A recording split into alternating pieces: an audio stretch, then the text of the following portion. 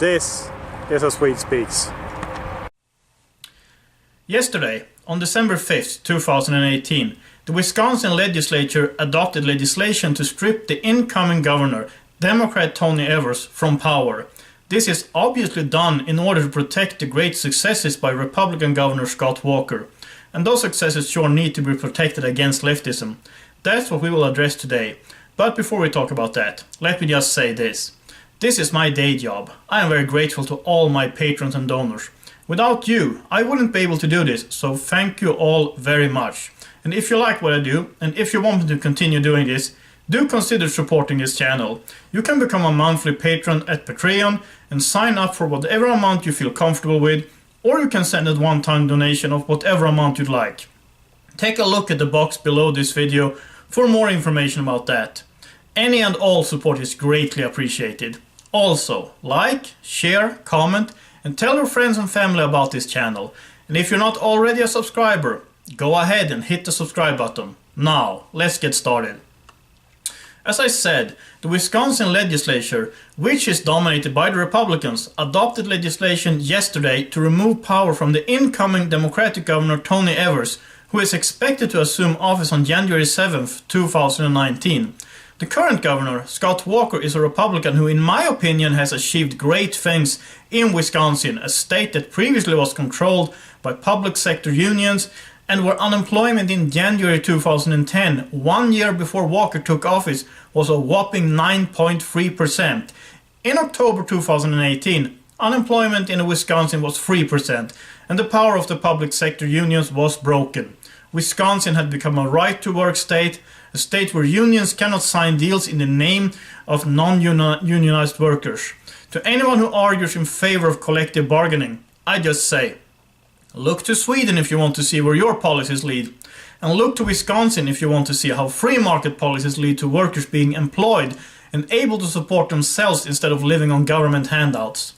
But going from there to here in Wisconsin was not a walk in the park.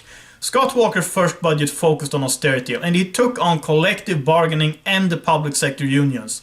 Walker, his administration, and even their family members were met by angry protesters, organized by public sector unions who wanted to keep their privileges, whatever it would cost taxpayers and even the members of these unions. I happen to know that for competent public sector employees, it is easier to find a steady job in Wisconsin than in the states where the public sector unions haven't been fought and defeated.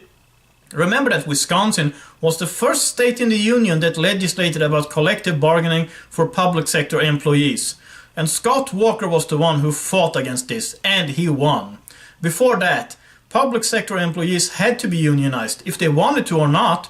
We might want to notice that between 2012 and 2017, the largest teachers' union in the Badger State, the Wisconsin Education Association Council, lost 54% of their members. I guess they weren't that fond of their unions and their union bosses. As I said, back in 2010, unemployment in Wisconsin was 9.3%. In October 2018, it was 3%. So what did Governor Walker do? He lowered taxes and he deregulated. Before Walker became governor, Wisconsin's industries were overregulated beyond what the federal government demanded. Scott Walker ended this. He also rejected federal money that Wisconsin would get to build a high-speed railway from Milwaukee to Madison, saying that Obama's rail stimulus was an example of runaway government spending that would have cost taxpayers in the long run. Walker has been proven right. California received the federal money, and that railway that they built, now known as the bullet train to nowhere, is a financial burden on Californian taxpayers. As I mentioned, Scott Walker also signed right-to-work laws in Wisconsin, meaning that unions cannot negotiate for non-unionized workers. Now hiring signs are now seen everywhere in Wisconsin. And being Scandinavian, I can tell you that people who would be on disability or on permanent welfare programs in Scandinavia, they support themselves by working in Wisconsin. I know which system I prefer. So why did Scott Walker lose? Well, maybe he lost because of all the traffic circles in Wisconsin.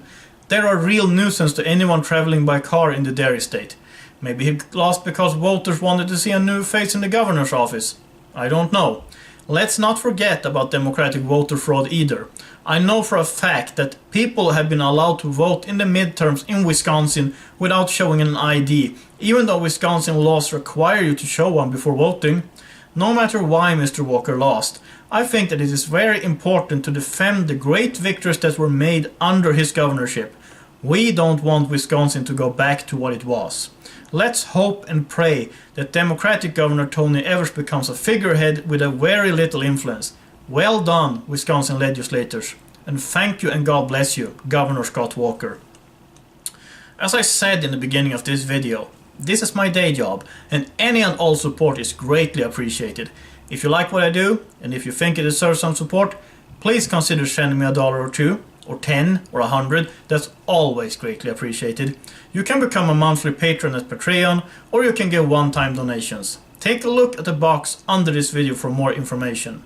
And keep us here at Swede Studios in your prayers. We are working on rebooting this channel, so things will change and hopefully improve.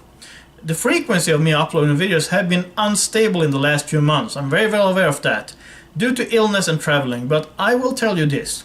I will upload a new video on the first Wednesday of every month. I will of course upload videos other days too, but if you're going to check this channel only once per month, check it on the first Wednesday every month. You can take that one to the bank. Also, check out my live stream on Saturday at 5 p.m. Eastern Standard Time and 11 p.m. Central European Time. Until next time, have a nice day and God bless.